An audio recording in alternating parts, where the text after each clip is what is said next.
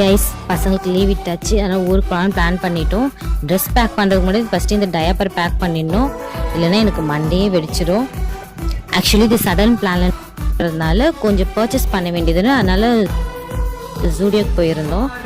Last time collections நல்லா இருந்தது, but எனக்கு இந்த வாட்டி கொஞ்சம் கலெக்ஷன்ஸ் கம்மியாக இருக்கிற மாதிரி இருந்தது. அதனால் எங்களுக்கு என்னென்ன தேவையோ பசங்க ட்ரெஸ்ஸு மட்டும் கொஞ்சம் ஓகேவாக இருந்தது. தேவையோ கொஞ்சம் மட்டும் எடுத்துகிட்டு கிளம்பிட்டோம். வீட்டுக்கு போயிட்டு மறுபடியும் திங்ஸ்லாம் பேக் பண்ணிவிட்டு காரில் ஏறி கிளம்பிட்டோம். ஸோ போகிற வழியில் கொஞ்ச நேரம் ரிலாக்ஸ் பண்ணிவிட்டு டீ குடிக்கலான்னு நிறுத்தி டீ காஃபிலாம் குடிச்சிட்டு கிளம்பிட்டோம். போகிற வழியில் ஒரே அடம், சன்ரூஃப் ஓப்பன் பண்ணி விடுங்க, நான் மேலே பார்க்கணும்னு சொல்லிட்டு. ஸோ சன்ரூஃப் ஓப்பன் பண்ணிவிட்டு ஒரு 5 மினிட்ஸ் பார்த்துட்டு இறங்கிடா, இல்லைனா கோல்ட் ஆகிடும்னு சொல்லிட்டு இறக்கி விட்டுட்டோம். வீட்டுக்கு போனால் வெயிட்டாக சமைச்சு வச்சுருந்தாங்க. பிரியாணி சப்பாத்தி அது இதுன்னு செஞ்சு வச்சாங்க. சாப்பிட்டு நெக்ஸ்ட் டே ஏலகிரி போனால் ட்ரிப்பு பிளான் பண்ணி வச்சுருக்கோம்.